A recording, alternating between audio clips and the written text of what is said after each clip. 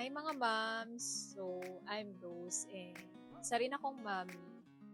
And today, gusto ko lang i-share sa inyo yung isang bagay na totoong bumago sa morning ko. Ito yung simple 5-minute self-care routine that made a big difference in my day. Hindi lang yun pati sa mindset ko. Dati, syempre as soon as I woke up, diretso na ako magdadasal, diretso na ako sa gawaing bahay, or worse, diretso silip sa social media. Maybe some of you can relate kasi as moms, so sanay tayo na ginagawa natin lahat, na alagaan natin lahat.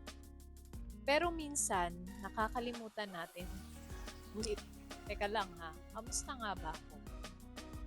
And you know what, sa ganung routine, syempre yung thoughts ko scattered, stress, and mas react.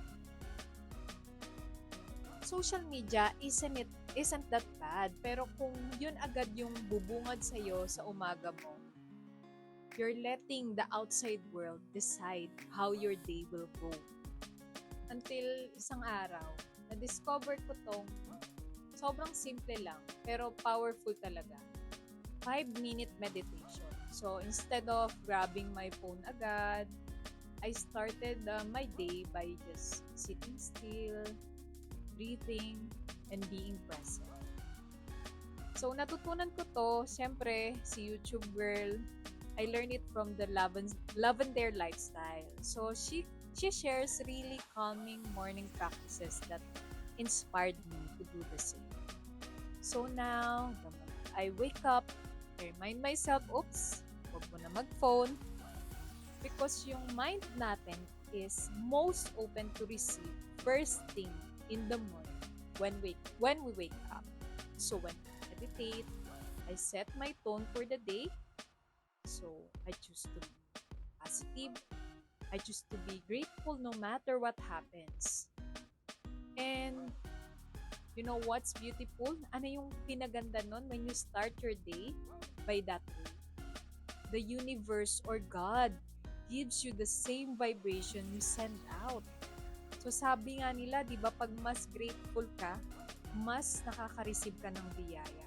So you are the energy, or you are what you receive.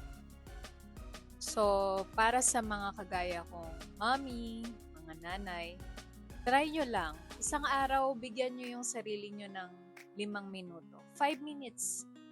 Every morning. Wala mo ng phone, walang scrolling, just deep breathing, praying, and feel your own energy.